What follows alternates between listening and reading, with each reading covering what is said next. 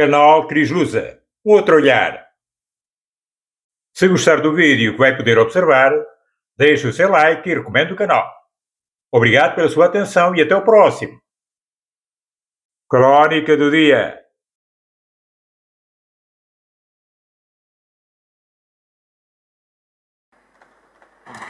Sr. Deputada Rita Matias, faz favor. Muito obrigada, Sr. Deputado João Almeida. Sabe que subscrevemos a sua posição pela defesa da vida desde a concepção até à morte natural e, sobretudo, queremos combater o financiamento à substituição populacional. E isto fica muito claro com um dado que já foi dito aqui neste debate. É que quando temos famílias que têm filhos portadores de deficiências, o Estado dá-lhes um mero apoio de 70 euros por mês. Mas quando recebemos um requerente de asilo, mesmo sem ser verdadeiramente um refugiado, recebe automaticamente 200 euros por mês e isto é financiar a substituição populacional. Para nós, será sempre os portugueses e os filhos dos portugueses primeiro.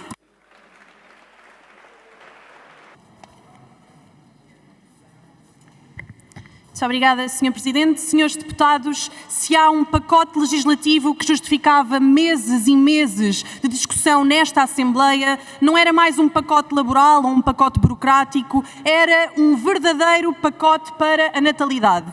Porque Portugal não está a viver uma mera crise. Na verdade, está mesmo a viver um inferno demográfico, porque todos os anos nascem menos crianças e todos os anos envelhecemos mais. E continuamos sem discutir este tema com seriedade, mas este é, sem dúvida, o maior desafio nacional do século. Uma nação que deixa de ter filhos é uma nação em vias de extinção. E, na verdade, a natalidade pode mesmo ser o ponto de encontro entre as preocupações legítimas de diferentes sensibilidades desta Casa.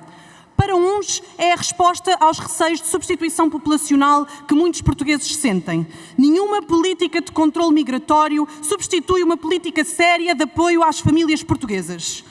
Para outros, esta é a única forma de garantir a sustentabilidade da segurança social. Porque sem crianças hoje não teremos trabalhadores nem pensões amanhã. É por isto que investir na natalidade não é uma despesa, é um investimento na nossa sobrevivência, só que exige coragem política. Exige benefícios fiscais verdadeiramente diferenciadores para as famílias com filhos, com uma descida progressiva de IRS para mães e pais de famílias numerosas, premiando quem decide ter 3 ou mais filhos. Exige aliviar o IMI em função do número de filhos. Exige facilitar o acesso à habitação para jovens casais que querem constituir família. Exige reforçar as licenças de maternidade e paternidade e porque sabemos da riqueza incrível que os avós representam na vida dos netos, devemos permitir que possam beneficiar de um período de licença remunerada para ajudar a cuidar dos netos sem prejuízo nos direitos dos pais. Isto é fundamental num país com falta de creches. Defendemos, igualmente, uma verdadeira liberdade de educação, porque compete, antes de mais, aos pais decidir a educação dos seus filhos, seja no ensino público, privado, cooperativo ou no ensino doméstico. A família é que tem competência de educar. Mas, senhores deputados, seria intelectualmente desonesto fingirmos que este drama da natalidade resolve-se apenas com benefícios fiscais. Não resolve e existe uma dimensão muito mais profunda que é a dimensão cultural. Durante décadas permitimos que se instalasse uma cultura de hostilidade à família. Disseram aos jovens que casar era antiquado. Disseram que homens e mulheres têm que ser inimigos. Disseram às mulheres que a maternidade é um obstáculo ao sucesso. Disseram que os filhos são um peso para a realização pessoal e incentivaram uma cultura de permanente adiamento. Primeiro estudem, depois façam carreira, depois viajem, depois aproveitem a vida e só depois pensem em ter filhos. O problema é que a biologia não espera por ideologias. Precisamos de voltar a falar com honestidade sobre fertilidade, porque uma geração inteira de mulheres ouviu dizer que podia sempre adiar mais um pouco, mas isto é mentira.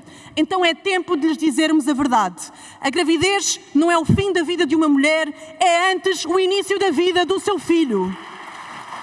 E a maternidade, meus caros, a maternidade não é uma opressão, muito menos um entrave ao sucesso das mulheres. Pelo contrário, é uma das maiores formas de realização humana.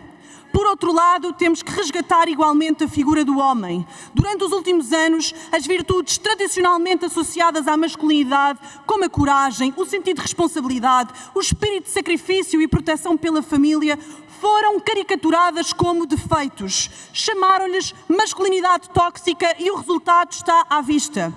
Quanto mais combateram essas virtudes, mais normalizaram a cultura do descarte, das relações egoístas, do abandono das mulheres e dos seus filhos. Portugal não precisa de menos homens responsáveis. Portugal precisa de mais homens responsáveis. E termino, senhores deputados, com aquilo que nenhum debate sobre natalidade pode ignorar. O aborto é hoje a maior causa de perdas de vidas humanas no mundo, superando as guerras, a fome e as doenças. Desde 2007, mais de 300 mil bebés perderam a vida através do aborto em Portugal. E, independentemente das diferentes posições que possam existir nesta casa, eu recuso-me a acreditar que pelo menos uma parte destas vidas não pudesse ter sido salva se aquelas mães tivessem encontrado apoio, esperança e alternativas. É por isto que esta semana demos um passo muito significativo na Câmara Municipal de Sintra, em conjunto com o PSD, tendo aprovado o programa Mãe Dolores, um programa destinado a apoiar mulheres que se sentem empurradas para o aborto em função da pobreza, pelo abandono do seu companheiro, pelo medo de perder o emprego ou pela solidão. Porque nenhuma mulher deve sentir que o aborto é a única saída. Quantos portugueses já perdemos nós por faltas destes apoios? Recordo muitas vezes a história da mãe de Cristiano Ronaldo que admitiu ter tentado abortar o seu filho. Quantos Cristianos Ronaldos não perdemos nós simplesmente porque o Estado se recusou a fazer a sua parte?